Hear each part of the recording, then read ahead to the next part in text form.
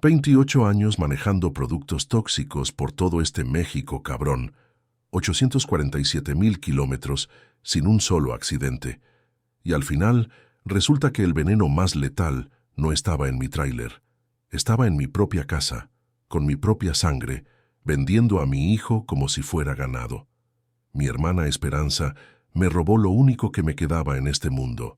Y cuando lo descubrí, 8 años después, ya era demasiado pinche tarde para muchas cosas, pero no para la venganza. Me llamo Evaristo Domínguez Castañeda, tengo 52 años, nací en Fresnillo, Zacatecas, pero esta historia se las cuento desde Culiacán, Sinaloa, donde ahora vivo.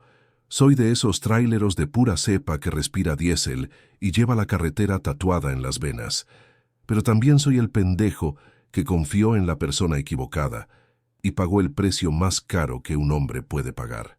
Comenten de qué ciudad me están escuchando, y si ustedes también tienen un hijo que es su mundo entero, porque lo que les voy a contar va a dolerles como a mí. Esta historia no es para corazones débiles, carnales. Es la historia de cómo una mujer puede ser más hija de la chingada que cualquier cabrón que te asalte en la carretera. Todo empezó cuando perdí a mi Rocío, cáncer de mama. Se la llevó en 6 meses. Matías apenas tenía 6 años cuando su mamá se nos fue, y yo ahí parado en el hospital, prometiéndole a mi vieja que iba a ser papá y mamá para el chamaco. Qué fácil se dice. Qué cabrón es cumplirlo cuando tu trabajo te obliga a estar fuera de casa semanas enteras. Pero mi Matías era especial, óiganlo bien. Ese niño me esperaba siempre en la ventana, no importaba a qué hora llegara yo. Se levantaba a las 3 de la mañana si era necesario, nada más para ayudarme a descargar las herramientas del tráiler. Papá, cuando sea grande, voy a manejar como tú, me decía mientras jugábamos a que éramos mecánicos en el patio trasero de la casa. Era el primero de su salón. El maestro siempre me decía que Matías era el más inteligente de la escuela. Nunca me dio problemas, nunca me faltó al respeto, nunca me pidió cosas que no podía darle. Era un niño educado, tranquilo, que entendía que su papá tenía que trabajar duro para que a él no le faltara nada. Por eso, cuando mi hermana Esperanza se ofreció a cuidarlo durante mis viajes largos, pensé que Dios me había mandado un ángel. Ella vivía a 2 cuadras de mi casa, no tenía hijos propios y siempre había sido buena con Matías. O eso creía yo, porque uno nunca sabe qué chingaderas se le pasan por la cabeza a la gente, ni siquiera a tu propia familia. Durante 3 años funcionó perfecto el arreglo. Yo me iba a trabajar tranquilo, sabiendo que mi hijo estaba en buenas manos. Esperanza me mandaba fotos de Matías haciendo la tarea, comiendo bien, hasta lo llevaba a la iglesia los domingos. Yo le pagaba bien por cuidarlo, nunca le regateé ni un peso, porque sabía que mi hermana me estaba haciendo un favorón. El cabrón error mío fue rechazar los viajes largos por quedarte más tiempo con el niño. Pero cuando me llegó esa carga urgente de solventes para Tijuana, no pude decir que no. Eran 15 días fuera de casa, la distancia más larga que había hecho desde que quedé viudo.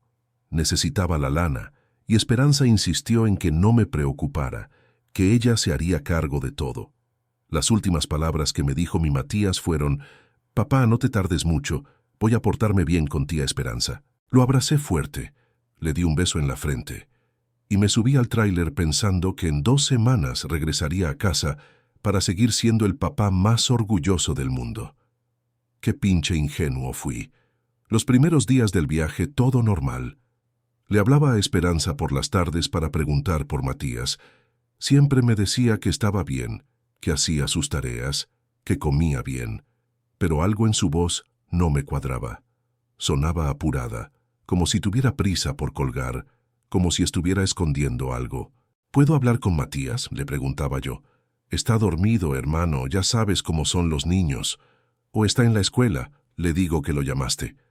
Siempre una excusa diferente, pero nunca podía hablar con mi hijo. Eso comenzó a molestarme, pero traté de no pensar mal. Esperanza era mi hermana, la única familia que me quedaba después de que se murió Rocío. El día 12 de mi viaje, como a las 6 de la tarde, me habló llorando como una loca. «Evaristo, ven rápido, Matías tuvo un accidente. Se me cayó el mundo encima. Dejé el tráiler abandonado en Tijuana, perdí la carga, perdí el trabajo, pero me valió madre todo. Tomé el primer camión que salía para Zacatecas, 18 horas de viaje, sintiendo que se me paraba el corazón cada 5 minutos. Cuando llegué al hospital, Esperanza me esperaba con los ojos hinchados de tanto llorar. «Llegaste tarde, hermano», me dijo, y esas 2 palabras me partieron en 1000 pedazos. Mi Matías, mi niño hermoso, mi razón de vivir, se había ido para siempre. O eso creía yo en ese momento, porque la verdad era mucho más cabrona de lo que cualquier padre puede imaginar. El funeral fue un infierno que no le deseo ni a mi peor enemigo. Caixón cerrado, porque según Esperanza, el cuerpo estaba muy dañado por el accidente. Yo ahí parado como zombi, recibiendo el pésame de la gente, sin poder siquiera ver por última vez la cara de mi hijo. Fue en la avenida Universidad, me explicaba mi hermana. Un tráiler lo atropelló cuando venía de la escuela, pero algo no me cuadraba en esa historia. Matías conocía perfectamente las calles del barrio, sabía que no podía cruzar avenidas grandes sin fijarse. Era un niño muy cuidadoso, muy obediente. Además, ¿qué hacía tan lejos de la casa de Esperanza a esa hora? La escuela quedaba en la dirección contraria. Traté de investigar, pregunté en el hospital, busqué el reporte del accidente, hablé con la policía. Pero todo el mundo me decía lo mismo. «Lo siento mucho, señor, pero ya no hay nada que hacer». Como si mi hijo hubiera sido nada más un número más en las estadísticas de accidentes de tránsito. Los meses que siguieron fueron los más oscuros de mi vida. No podía trabajar, no podía dormir, no podía hacer nada que no fuera pensar en Matías. Me quedé encerrado en mi casa, viendo sus juguetes, oliendo su ropa, esperando que fuera nada más una pesadilla y que de repente apareciera por la puerta gritando: «Papá, ya llegaste». Esperanza venía a visitarme seguido, me traía comida, me decía que tenía que seguir adelante, que Matías no hubiera querido verme así. Hasta me ayudó a vender los juguetes y la ropa del niño, porque según ella, me hacía daño tener tantos recuerdos. Qué buena hermana, ¿verdad? Qué preocupada estaba por mi bienestar. Pero había algo que no me dejaba en paz. Esperanza había cambiado mucho después de la muerte de Matías. Años después me enteré de que Esperanza tenía un problema que yo nunca supe. Era adicta a las máquinas tragamonedas. Se gastaba todo su sueldo en los casinos, pedía prestado a agiotistas, empeñaba sus cosas. Cuando las deudas se volvieron peligrosas, empezó a vender drogas para pagar. Y cuando perdió un paquete grande, mi hijo se convirtió en su única forma de salvar el pellejo. No la disculpo, pero ahora entiendo cómo mi hermana se convirtió en el monstruo que me traicionó. De repente tenía televisión nueva, carro nuevo, ropa cara. Cuando le preguntaba de dónde sacaba tanto dinero, me decía que había empezado a trabajar de empleada doméstica en casas de ricos. «Me pagan muy bien, hermano, y como ya no tengo que cuidar a Matías, puedo trabajar más horas». Una parte de mí quería creerle, pero otra parte, esa que uno desarrolla después de tantos años en la carretera, me decía que algo estaba muy podrido en todo este asunto. Y cuando un trailero siente que algo no está bien, es porque algo no está bien, carnales. Pero esperen, carnales, para que entiendan por completo esta traición, necesito contarles quién era realmente mi hermana Esperanza, para que entiendan por qué mi hermana Esperanza era la última persona en este mundo de la que yo podía sospechar algo malo. Esperanza y yo crecimos juntos en Fresnillo, en una casa donde había más hambre que comida, más golpes que caricias. Nuestro jefe era un borracho que se la pasaba gastando la poca lana que ganaba en el pulque, y nuestra jefa trabajaba de lavandera para que no nos muriéramos de hambre. Esperanza era 5 años menor que yo, pero desde chamaca demostró ser la más lista de los dos. Cuando yo empecé a trabajar de ayudante en los tráileres a los 17 años, Esperanza se quedó estudiando. Era la única de la familia que había terminado la secundaria, la única que sabía leer bien, la única que tenía cerebro para los números. Yo siempre estuve orgulloso de mi hermana, siempre la presumía con mis compañeros de trabajo. Mi Esperanza va a ser alguien en la vida, les decía. Cuando conocí a Rocío y me casé, Esperanza fue la madrina de la boda. Cuando nació Matías, ella fue la primera en llegar al hospital para conocer a su sobrino. Durante todos esos años nunca me dio una sola razón para desconfiar de ella. Era la tía consentidora, la que le traía dulces al niño, la que me ayudaba cuando Rocío se enfermó. Por eso, cuando mi vieja murió y me quedé solo con Matías, Esperanza fue mi salvación, o eso creía yo. No te preocupes, hermano, me decía. Yo me hago cargo del niño cuando tengas que viajar. Es mi sobrino. Lo quiero como si fuera mi propio hijo. Y yo le creí cada pinche palabra, porque era mi hermana, porque era familia, porque nunca había tenido razones para dudar de ella. Los primeros años después de la muerte de Rocío fueron duros, pero llevaderos. Esperanza se portaba de maravilla con Matías. Lo llevaba a la escuela, lo ayudaba con las tareas, hasta le compraba ropa nueva con su propio dinero cuando yo no podía. El niño la quería mucho, le decía tía Espe, con ese cariño que solo los chamacos saben dar. Yo trabajaba más tranquilo sabiendo que mi hijo estaba en buenas manos. Podía concentrarme en manejar esas cargas peligrosas sin estar preocupándome todo el tiempo por quién estaba cuidando a Matías. Si había comido, si había hecho la tarea, si estaba enfermo. Esperanza me mandaba fotos por WhatsApp, me contaba todo lo que hacía el niño, me tenía informado de cada detalle. Pero ahora que lo pienso con la cabeza fría, había señales que yo no quise ver. Como esa vez que llegué de sorpresa de un viaje, y Esperanza se puso nerviosa, como si la hubiera cachado haciendo algo malo. O como cuando empezó a pedirme que le avisara con más tiempo cuándo iba a regresar, porque según ella, necesitaba organizarse mejor con sus propios trabajos. También estaba el detalle de que Matías a veces llegaba a la casa medio raro después de pasar tiempo con su tía. No era nada obvio, pero un padre nota cuando su hijo no está del todo bien. Cuando le preguntaba qué había hecho con la tía Espe, me contestaba normal, pero había algo en sus ojos que no me cuadraba del todo. Una vez, como 3 meses antes de ese último viaje maldito, Matías me preguntó algo que me quedó grabado. Papá, ¿por qué la tía Espe conoce a tanto señor extraño? Le pregunté qué quería decir con eso, pero se puso nervioso y me dijo que nada, que se había confundido. Yo no insistí porque pensé que eran cosas de niños, pero ahora sé que mi hijo trataba de decirme algo importante. El día que salí para Tijuana con esa carga de solventes, Esperanza llegó temprano a la casa, como siempre hacía cuando yo tenía viajes largos. Pero esa mañana estaba diferente, más ansiosa, más apurada. No te preocupes por nada, hermano, me decía mientras yo revisaba los documentos de la carga. Matías va a estar perfecto conmigo, como siempre. Le di las llaves de la casa, le dejé dinero extra para cualquier emergencia y le recordé todos los números importantes.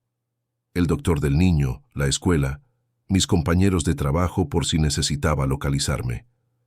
Era la rutina de siempre, pero por alguna razón que no puedo explicar, ese día me costó más trabajo despedirme de Matías. Mi hijo me abrazó más fuerte de lo normal, como si él también sintiera que algo era diferente. «Papá, ¿ya te vas?», me preguntó con esa vocecita que todavía me parte el alma de recordar. «Van a ser solo 2 semanas, mijo», le dije. «Cuando regrese te voy a traer algo bonito de Tijuana».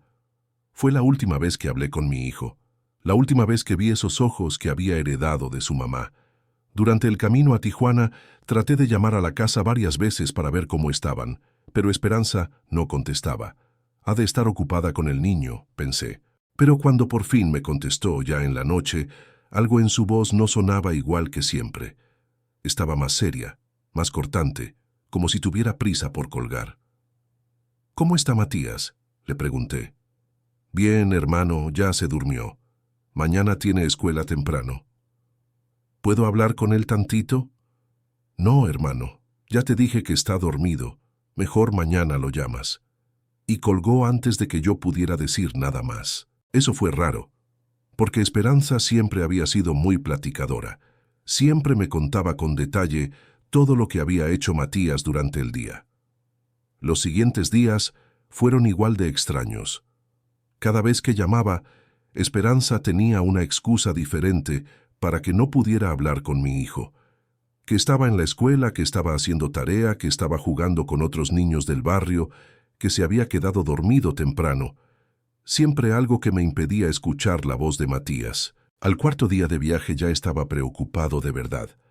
Algo no estaba bien, podía sentirlo en las tripas, pero no sabía qué era exactamente. Traté de convencerme de que eran paranoias mías, que Esperanza conocía perfectamente la rutina del niño y que yo no tenía por qué andarme preocupando de más. Pero un tráilero desarrolla un sexto sentido después de tantos años en el camino. Uno aprende a detectar cuando algo no está como debería estar, cuando hay peligro cerca, cuando las cosas no son lo que parecen, y ese sexto sentido me estaba gritando que llamara a casa, que regresara, que algo muy malo estaba pasando. El octavo día del viaje decidí llamar directamente a la escuela de Matías. «Disculpe, señorita», le dije a la secretaria, «¿podría decirme si mi hijo Matías Domínguez ha faltado a clases últimamente?» Hubo un silencio largo antes de que me contestara. «Señor, Matías no ha venido a la escuela desde hace una semana. Su hermana llamó para decir que el niño estaba enfermo». Se me heló la sangre en las venas. Esperanza me había dicho todos esos días que Matías estaba yendo normal a la escuela, que hacía sus tareas, que todo estaba perfecto.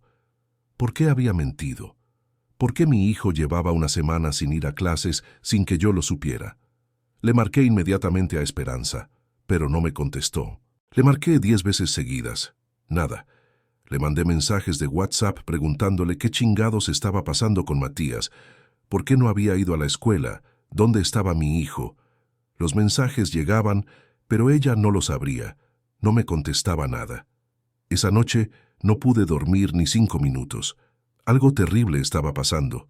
Lo sabía, lo sentía en cada fibra de mi cuerpo. Pero nunca, ni en mis peores pesadillas, me imaginé lo que realmente había hecho mi hermana con mi hijo. ¿Ustedes creen que un padre puede sentir cuando algo malo le pasa a su hijo? ¿O son puras supersticiones? Comenten, porque yo juro que algo dentro de mí sabía que era mentira. Al día siguiente, día 9 del viaje, Esperanza por fin me contestó el teléfono. Pero ya no era la misma voz de siempre. Sonaba nerviosa, asustada, como si hubiera llorado toda la noche. «Hermano», me dijo con una voz que jamás voy a olvidar, «necesito decirte algo muy grave». Se me paró el corazón. «¿Qué pasó con Matías?», le grité por el teléfono. «Cálmate, hermano, por favor. El niño tuvo un accidente. Está en el hospital». Las piernas se me aflojaron. Tuve que sentarme en la cama del hotel donde estaba hospedado porque sentí que me iba a desmayar. «¿Qué clase de accidente? ¿Cómo está? ¿En qué hospital?». Las preguntas me salían como ametralladora, pero Esperanza solo lloraba del otro lado de la línea. «Es grave, hermano. Es muy grave. Necesitas venir ya». Colgué el teléfono y me volví loco. Llamé a la empresa para decirles que abandonaba la carga, que tenía una emergencia familiar. Me valió madre perder el trabajo, me valió madre perder la lana, me valió madre todo. Mi hijo me necesitaba y yo tenía que llegar a Zacatecas como fuera. Tomé el primer autobús que salía de Tijuana rumbo al centro del país. 18 horas de viaje que se me hicieron eternas. 18 horas pensando en mi Matías en una cama de hospital. 18 horas rezándole a todos los santos para que mi niño estuviera bien cuando yo llegara. Pero cuando llegué al hospital en Fresnillo, Esperanza me esperaba en la puerta con una cara que nunca voy a poder borrar de mi memoria. Los ojos hinchados, las mejillas manchadas de lágrimas, la expresión de alguien que acaba de vivir la peor tragedia del mundo. «Llegaste tarde, hermano», me dijo, y con esas 2 palabras se me acabó la vida. Mi Matías, mi niño hermoso, mi único tesoro en este mundo, ya no estaba. Se había ido para siempre, y yo ni siquiera había estado ahí para despedirme de él, para decirle cuánto lo amaba, para abrazarlo una última vez. O eso creía yo en ese momento, porque la verdad era 1000 veces más retorcida y más cabrona de lo que cualquier padre puede imaginar. El funeral de mi hijo fue el día más oscuro que he vivido en mis 52 años de existencia. Caixón cerrado, como ya les dije, porque según Esperanza el cuerpo estaba muy dañado por el accidente. Yo ahí parado como un muerto en vida, recibiendo abrazos de gente que no conocía bien, escuchando palabras de consuelo que no me consolaban nada. Fue en la avenida Universidad, me explicaba Esperanza entre lágrimas. Un tráiler lo atropelló cuando venía de la escuela. El conductor se dio a la fuga, nunca lo encontraron, pero algo en esa explicación no me cuadraba del todo. Matías conocía muy bien las calles del barrio, sabía que esa avenida era peligrosa, sabía que tenía que fijarse antes de cruzar. Además, ¿qué hacía mi hijo tan lejos de la casa de Esperanza a esa hora? La escuela quedaba en la dirección completamente opuesta a la avenida Universidad. Para llegar ahí, Matías habría tenido que caminar como 20 cuadras en la dirección equivocada. Eso no tenía ningún pinche sentido.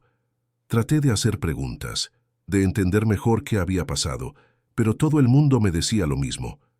Ya no le des vueltas, Evaristo. Lo importante ahora es que Matías descanse en paz.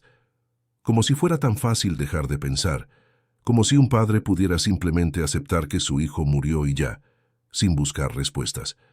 Después del entierro, intenté investigar por mi propia cuenta. Fui al hospital donde supuestamente habían llevado a Matías, pero no tenían ningún registro de un niño con ese nombre.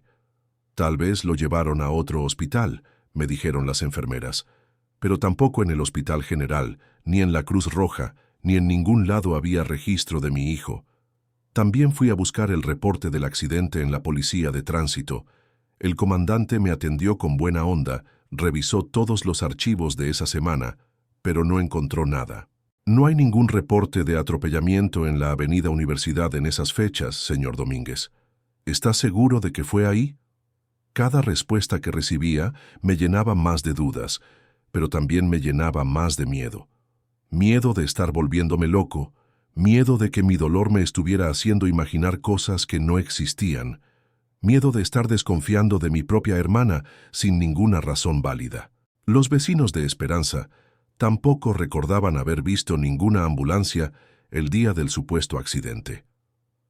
Ese día estuvo todo muy tranquilo por aquí, me dijo doña Carmen, la señora que vivía enfrente. No hubo ningún escándalo, ningún ruido de sirenas, nada fuera de lo normal. Pero lo que más me llamaba la atención era el comportamiento de mi hermana después de la muerte de Matías.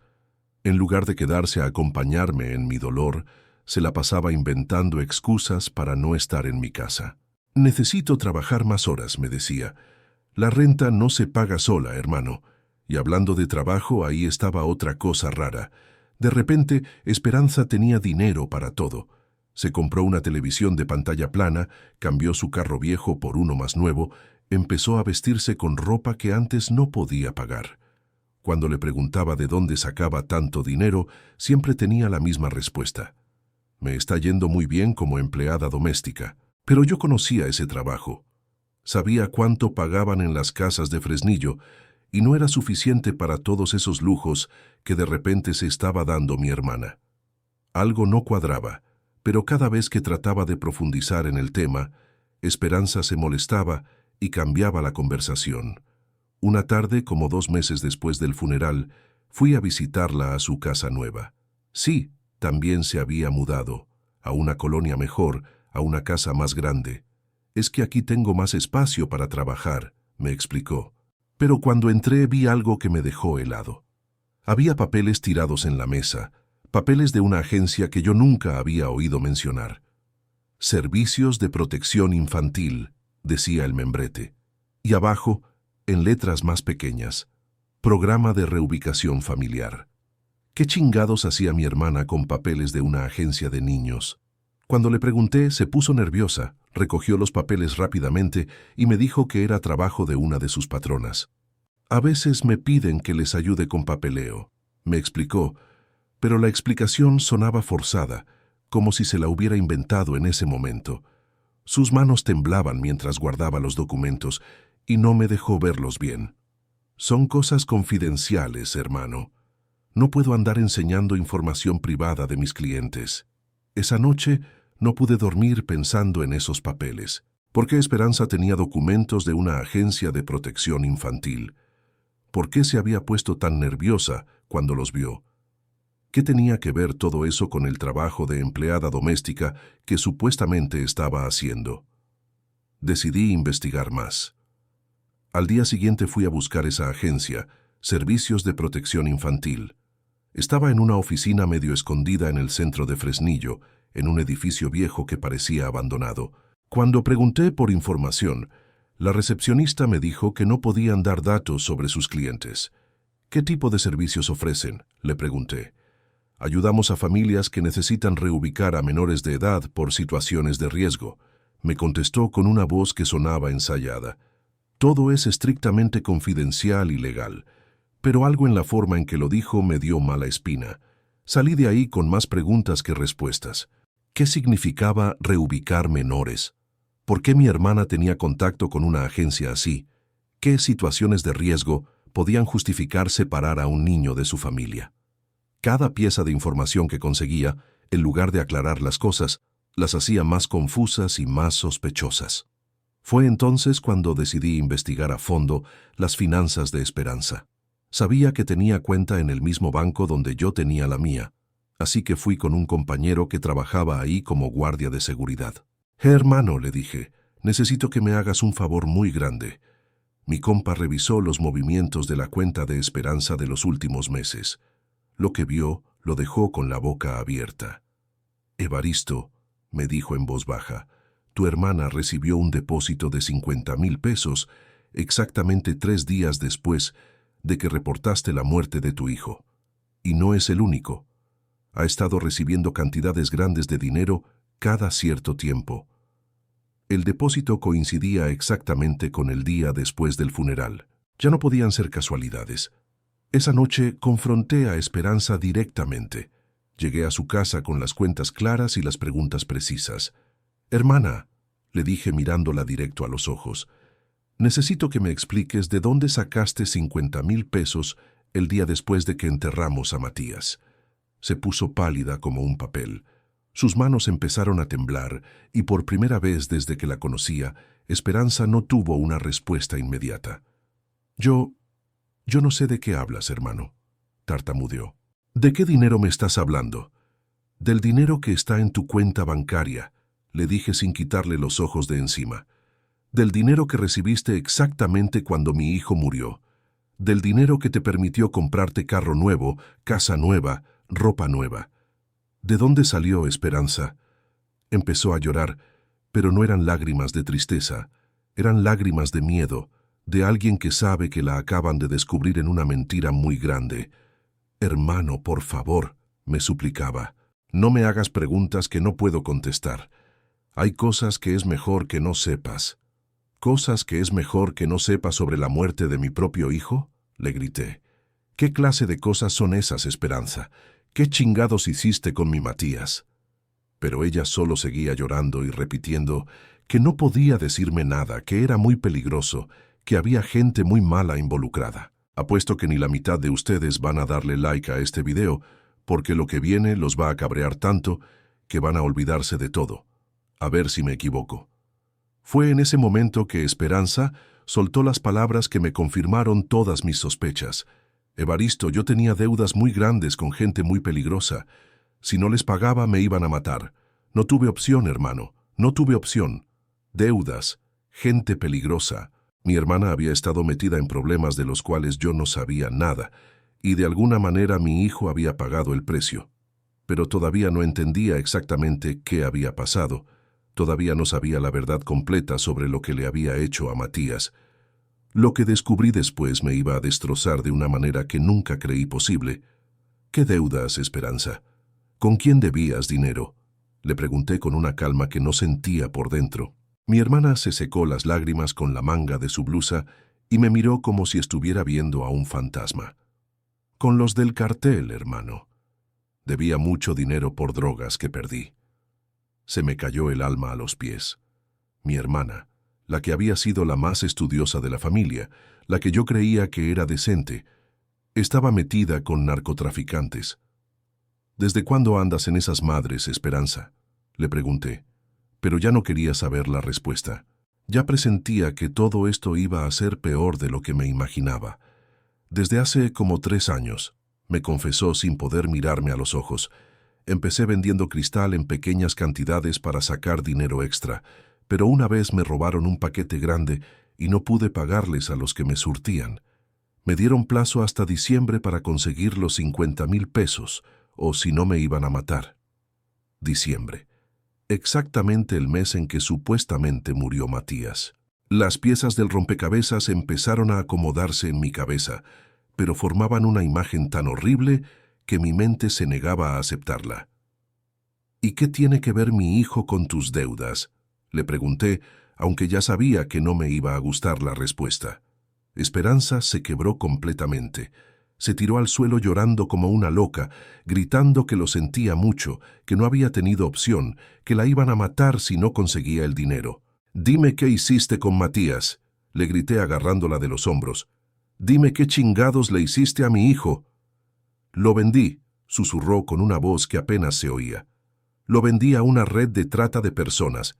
Me dieron los 50,000 pesos por él». El mundo se me vino encima. Todo se volvió negro, no podía respirar, no podía pensar. Mi hermana había vendido a mi hijo como si fuera un animal, como si fuera mercancía. «¿Dónde está?», le grité sacudiéndola. «¿Dónde está mi hijo? ¿Qué hicieron con él?». Pero Esperanza solo lloraba y repetía que no sabía, que después de entregarlo nunca supo qué pasó con él, que esa gente desaparece a los niños y ya nunca se sabe de ellos. «Matías no murió en ningún accidente», me explicó entre sollozos. «Está vivo, o al menos estaba cuando se lo llevaron. Pero hermano, esa gente hace cosas horribles con los niños. Los ponen a trabajar, los obligan a pedir limosna, los usan para cosas que no te puedo ni decir. Mi hijo había estado vivo todo este tiempo, vivo y sufriendo. Dios sabe qué clase de infierno, mientras yo lloraba frente a una tumba vacía. 8 años pensando que estaba muerto, 8 años culpándome por no haber estado ahí para protegerlo, cuando en realidad mi propia hermana lo había vendido como esclavo. ¿Quién te compró a mi hijo?», le pregunté con una frialdad que me daba miedo a mí mismo. «¿Cómo se llaman? ¿Dónde operan?». Esperanza me dijo que solo conocía al intermediario, un tipo llamado El Flaco, que trabajaba para una red más grande que movía niños por todo el país. El Flaco me dijo que necesitaban un niño inteligente, educado, que supiera leer y escribir bien. Matías era perfecto para lo que buscaban. Cada palabra que salía de su boca era como un cuchillo clavándose en mi pecho. Mi hermana había analizado a mi hijo como mercancía, había visto sus cualidades como puntos de venta. Le pregunté por qué había inventado lo del accidente, por qué el funeral falso, por qué toda esa mentira elaborada. «Porque sabía que si te decía la verdad me ibas a matar», me confesó. «Y porque necesitaba tiempo para que la gente se olvidara, para que nadie hiciera preguntas. Además», continuó, «el Flaco me dijo que era mejor así, que si alguien preguntaba por Matías, era más fácil decir que había muerto que andar inventando otras historias. Un niño muerto ya no busca a nadie, pero un niño desaparecido sí». Me levanté de donde estaba sentado y caminé hacia la puerta. No podía seguir escuchando, no podía seguir viendo la cara de la mujer que había destruido mi vida. «¿A dónde vas, hermano?», me gritó Esperanza. «Voy a buscar a mi hijo», le contesté sin voltear a verla. «Y cuando lo encuentre, vas a pagar por lo que hiciste». Salí de esa casa sabiendo que ya nada volvería a ser igual. Mi hijo estaba vivo, pero llevaba 8 años en manos de criminales que lo habían usado para Dios sabe qué. Mi hermana, la persona en la que más confiaba en el mundo, había sido capaz de venderlo por dinero. Ya no podía confiar en nadie, ya no podía creer en nada. Pero también salí con una determinación que no había sentido en años. Iba a encontrar a Matías, costara lo que costara. Iba a recorrer todo México, si era necesario. Iba a buscar en cada ciudad, en cada pueblo, en cada rincón hasta dar con mi hijo. Y cuando lo encontrara, mi hermana iba a pagar por cada día de sufrimiento que le había causado. Los siguientes meses fueron una pesadilla. Investigué todo lo que pude sobre redes de trata de personas. Hablé con policías, con trabajadores sociales, con periodistas que cubrían esos temas. Todos me decían lo mismo. Después de tanto tiempo, las posibilidades de encontrar a un niño desaparecido eran casi nulas. Pero yo no me iba a dar por vencido. Matías era mi único hijo, mi única razón de vivir. No me importaba si tenía que gastar todos mis ahorros. No me importaba si tenía que dejar de trabajar, no me importaba si tenía que volverme loco en el intento. Iba a encontrarlo. Contraté a un investigador privado que se especializaba en casos de menores desaparecidos. Me costó una fortuna, pero me dio información valiosa sobre cómo operaban estas redes, qué rutas usaban, en qué ciudades tenían más actividad. Monterrey era una de las ciudades donde más movían niños robados. Empecé a viajar a Monterrey cada vez que tenía oportunidad. Caminaba por las calles más peligrosas, por los barrios más jodidos, buscando cualquier pista que me llevara a mi hijo. Hablaba con indigentes, con prostitutas, con drogadictos, con cualquiera que pudiera haber visto algo. Fue en uno de esos viajes, hace exactamente 6 meses, que mi vida cambió para siempre. Después de meses siguiendo las pistas que me había dado mi investigador privado sobre una red que usaba niños para pedir limosna en semáforos específicos de Monterrey, finalmente llegué al lugar exacto que me había indicado. Y ahí estaba él, un muchacho flaco, sucio, en el mismo semáforo y a la misma hora que me habían dicho. No era casualidad. Era el resultado de una investigación que me había costado meses y todos mis ahorros. Al principio pensé que era mi imaginación, que tantos años de búsqueda me estaban haciendo ver cosas que no existían. Pero cuando el semáforo cambió y el muchacho se acercó a mi tráiler, lo supe con total certeza. Esos eran los ojos de Rocío, esa era la nariz de mi familia, esa era la forma de caminar que había heredado de mí. Matías, mi hijo, vivo, pero convertido en un fantasma de lo que había sido. ¿Ustedes qué harían si su propia hermana les vendiera a su hijo? ¿La perdonarían porque es familia? ¿O harían lo mismo que yo hice? Comenten sin miedo. Lo que pasó en ese momento, cuando finalmente encontré a mi hijo después de 8 años de buscarlo, fue algo que jamás voy a poder olvidar. Y lo que hice después, cuando entendí toda la magnitud de lo que había sufrido mi Matías, fue algo que volvería a hacer 1000 veces si fuera necesario. El momento en que vi a mi hijo pidiendo limosna en ese semáforo de Monterrey, el mundo se detuvo por completo. 8 años, carnales. 8 putos años pensando que estaba muerto, visitando una tumba vacía, culpándome por no haber estado ahí para protegerlo. Y ahí estaba él, flaco, sucio, con la mirada perdida de quien ha visto demasiado infierno para su edad. Me bajé del tráiler con las piernas temblando. Matías se acercó a pedirme monedas sin reconocerme. «Una ayuda, señor», me dijo con una voz ronca que ya no era la de mi niño. Cuando nuestros ojos se encontraron, algo cambió en su expresión. Fue como si una chispa de memoria se encendiera en algún lugar muy profundo de su mente. «¿Matías?», le dije con la voz quebrada. «¿Eres tú, mijo?». El muchacho dio un paso atrás, asustado. Los años de abuso le habían enseñado a desconfiar de todos, especialmente de los hombres adultos. «No me conoce, señor», me contestó, pero sus ojos decían otra cosa. Sus ojos gritaban que sí me conocía, que en algún lugar de su memoria maltratada todavía existía el recuerdo de su papá. «Soy yo, mijo. Soy tu papá. El que te enseñó a cambiar las llantas del tráiler, ¿te acuerdas? El que te prometió llevarte a manejar cuando fueras grande». Las lágrimas me caían sin control mientras hablaba. Matías me miraba con una mezcla de miedo y esperanza, como si quisiera creer, pero no se atreviera. Fue entonces cuando vi las marcas en sus brazos, cicatrices de quemaduras de cigarro, cortadas viejas, señales de maltrato que ningún niño debería tener. Mi hijo había sido torturado, usado, destrozado por los hijos de la chingada que se lo habían llevado. La rabia que sentí en ese momento fue algo que nunca había experimentado antes. «Papá», susurró finalmente, y fue como si 8 años de dolor se derritieran en un segundo. Lo abracé con toda la fuerza que tenía, sintiendo lo delgado que estaba, lo frágil que se había vuelto. Mi niño fuerte y sano ahora era un esqueleto que olía a calle, a basura, a desesperación. «Perdóname, mijo, perdóname por no haberte protegido», le repetía una y otra vez mientras él lloraba en mi pecho. Pero Matías no lloraba como un niño. Lloraba en silencio, sin hacer ruido, como quien ha aprendido que llorar fuerte trae consecuencias. Eso me partió el alma más que cualquier otra cosa. lo subí al tráiler y lo llevé directo a un hotel. En el camino, Matías no hablaba. Solo miraba por la ventana como si no pudiera creer que fuera real. «Papá», me dijo de repente, «pensé que nunca me ibas a encontrar. Los señores me decían que ya te habías olvidado de mí». Se me partió el corazón. «Mijo», le dije con la voz quebrada, «no pasó un solo día sin que pensara en ti. Recorrí medio México buscándote. Un papá nunca se olvida de su hijo.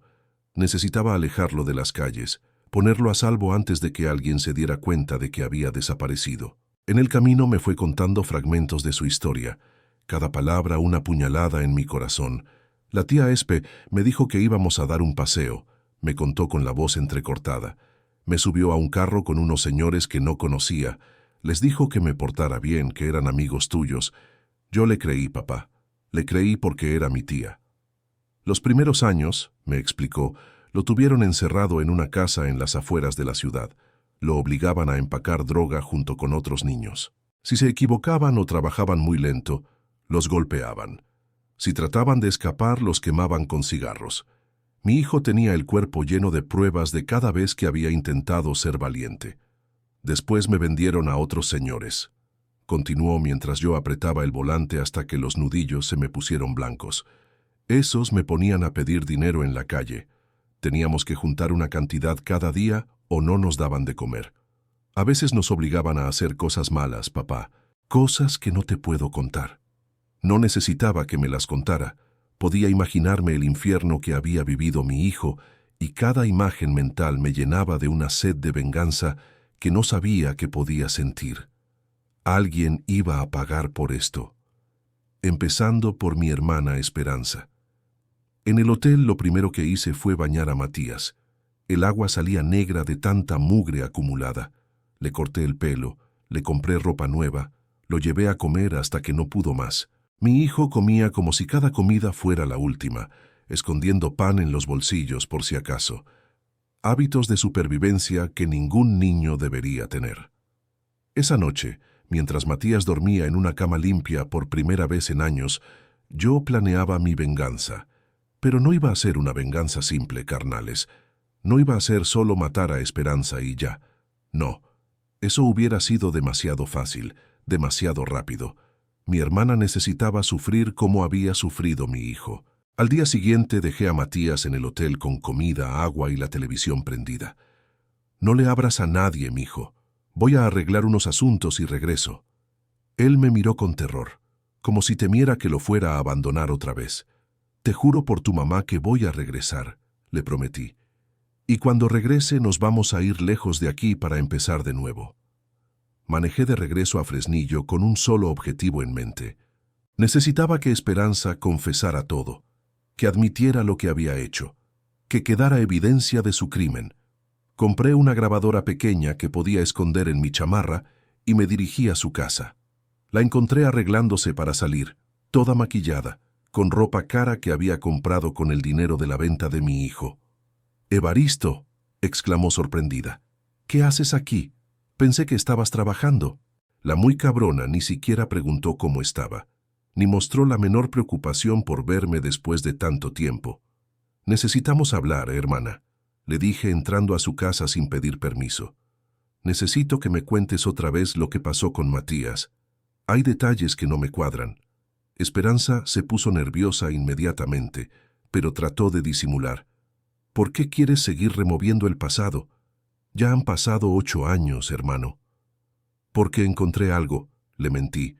«Encontré documentos en la policía que dicen que nunca hubo ningún accidente en la avenida Universidad.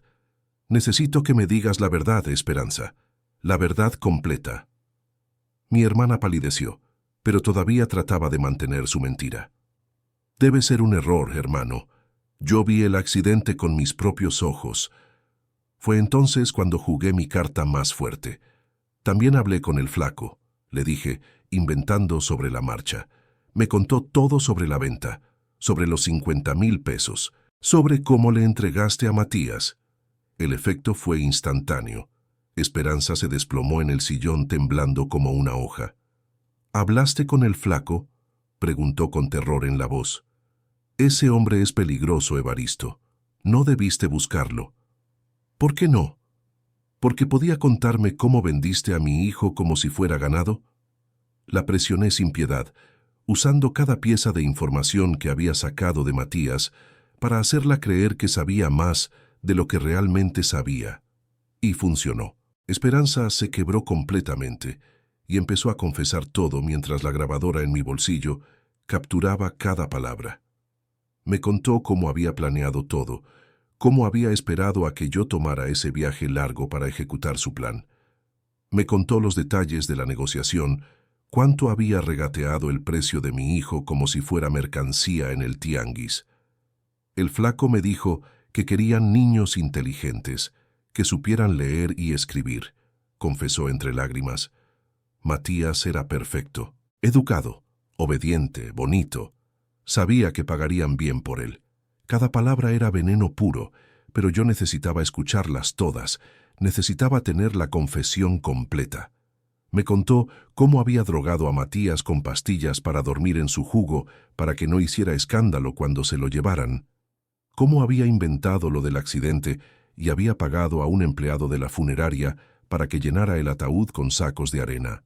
Cómo había llorado lágrimas de cocodrilo en el funeral, mientras por dentro celebraba que su deuda estaba pagada.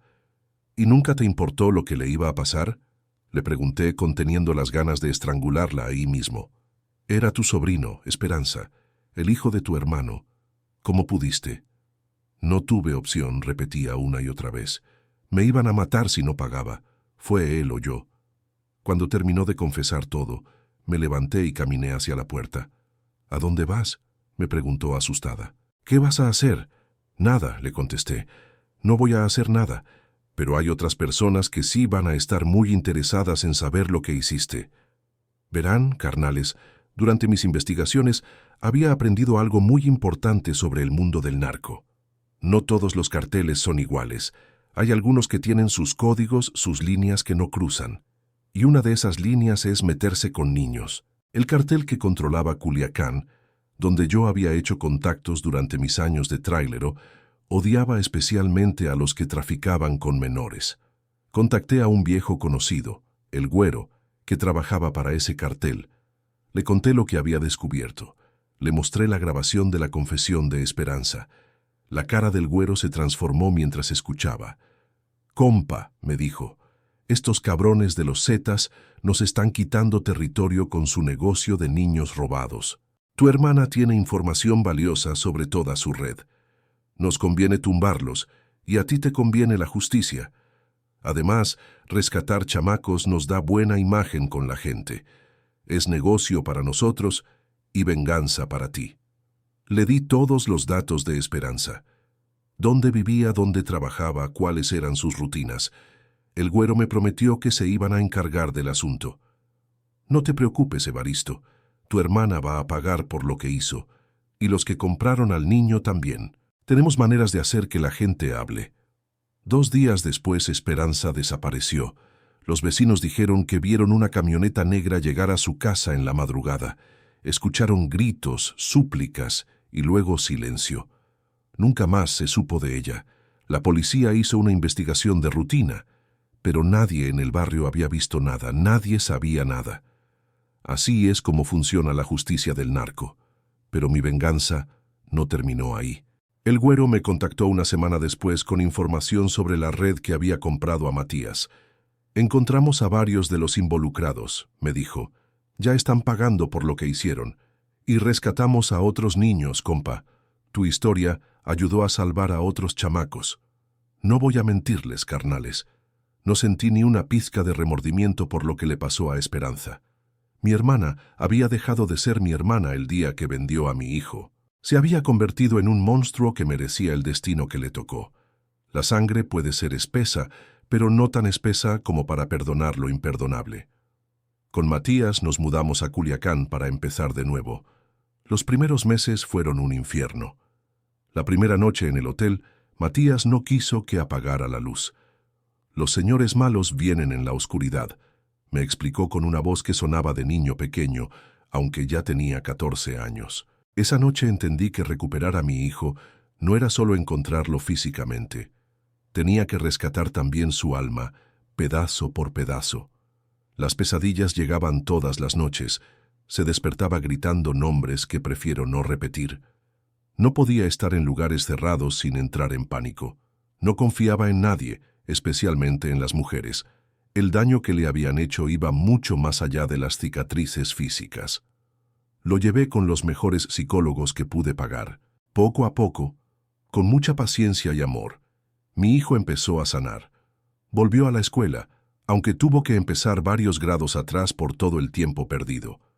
Pero Matías siempre había sido inteligente, y pronto empezó a recuperar el tiempo perdido. Hoy, 2 años después de haberlo encontrado, mi hijo está cursando la secundaria en un programa especial para menores que perdieron años de educación. Es inteligente, y con apoyo está recuperando el tiempo perdido, pero le tomará tiempo ponerse al corriente. Todavía tiene días malos, todavía hay momentos en que el pasado lo alcanza.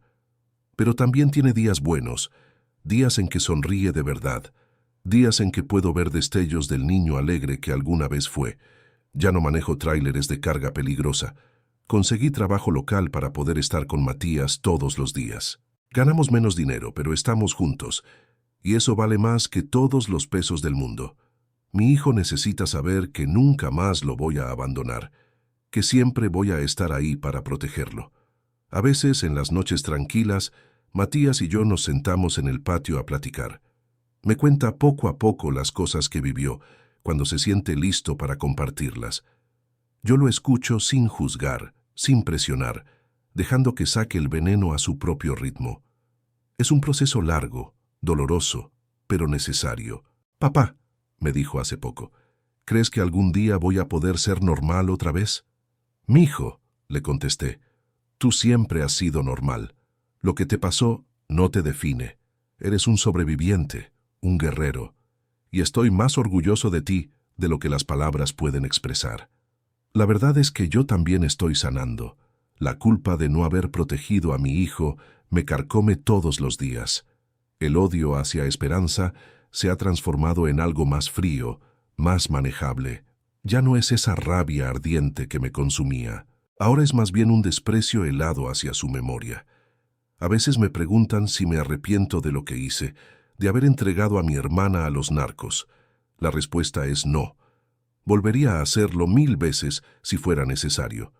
Esperanza tomó una decisión el día que vendió a Matías, y yo tomé la mía el día que la entregué a la justicia de Lampa. Cada quien cosecha lo que siembra. Lo único que lamento es no haber visto las señales antes, no haber notado que mi hermana estaba en problemas, que andaba en malos pasos. Tal vez si hubiera estado más atento, si no hubiera confiado tan ciegamente, nada de esto habría pasado. Pero de nada sirve torturarse con los hubiera. Matías y yo estamos construyendo una nueva vida juntos. Él quiere estudiar psicología para ayudar a otros niños que han pasado por traumas similares. Yo lo apoyo en todo lo que quiera hacer. Si mi hijo puede transformar su dolor en algo que ayude a otros, entonces tal vez todo este sufrimiento no habrá sido en vano. No voy a mentirles y decirles que todo es perfecto ahora. Hay días difíciles, días en que las pesadillas regresan, días en que la confianza se rompe por detalles pequeños, pero también hay días hermosos, días en que veo a mi hijo reír de verdad, días en que me dice, «Te quiero, papá», y sé que lo dice de corazón. La familia no siempre es la sangre, carnales. A veces la familia es la que escoges, la que te demuestra lealtad cuando más la necesitas. Esperanza compartía mi sangre, pero dejó de ser mi familia el día que traicionó a mi hijo.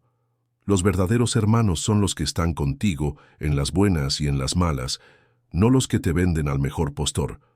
Esta historia no tiene un final feliz de película, carnales, pero sí tiene esperanza. Matías y yo estamos aprendiendo a ser padre e hijo otra vez, día a día. Ayer me preguntó si podía enseñarle a manejar el tráiler, como le había prometido cuando era pequeño. Por primera vez en años, vi en sus ojos algo que creí perdido para siempre, ilusión por el futuro. Pero también es una historia de esperanza, porque a pesar de todo el mal que existe en este mundo, el amor de un padre puede mover montañas, puede encontrar lo perdido, puede hacer justicia cuando la ley no alcanza. Si están escuchando esto y tienen hijos, abrácenlos fuerte esta noche. Díganles que los aman. Protéjanlos con su vida y nunca, nunca confíen ciegamente en nadie, ni siquiera en la familia, porque en este México, cabrón, a veces los demonios tienen cara de ángel y viven en tu propia casa. Y si les gustó esta historia de un trailero que no se rindió hasta encontrar a su hijo, no se olviden de darle clic a esos cuadritos que están apareciendo en la pantalla. Ahí van a encontrar más historias de camioneros como yo, gente guerreira de la carretera que ha vivido de todo en estos caminos de México. Historias de venganza, de amor, de traición, de supervivencia. Porque los traileros tenemos mucho que contar y cada kilómetro recorrido es una historia esperando ser compartida. Dale clic, carnales, y acompáñenos en más aventuras de la carretera. Si esta historia les enseña algo, que sea esto: nunca se rindan con sus hijos. Pero también nunca confíen ciegamente en nadie, ni siquiera en la familia. Porque en este mundo, a veces los demonios viven en tu propia casa y tienen tu misma sangre. Pero también aprendí que el amor de un padre puede sobrevivir cualquier infierno y que vale la pena luchar hasta el último aliento por recuperar lo que más amas.